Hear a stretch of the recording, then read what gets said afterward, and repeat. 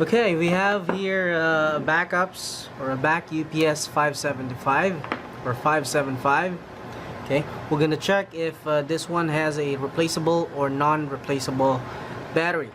Okay, so if the customer has this one lying on the floor, okay, they will need to flip it over, exposing the bottom side of the unit. Okay, at the bottom you will see a yellow battery connector. Okay, and then there is an area here which has a lining, right, where you can also see a screwdriver in one of the hole, and it seems that you can unscrew it, but please make note of the silver sticker here. Okay, this indicates that when this is removed, the warranty will be voided.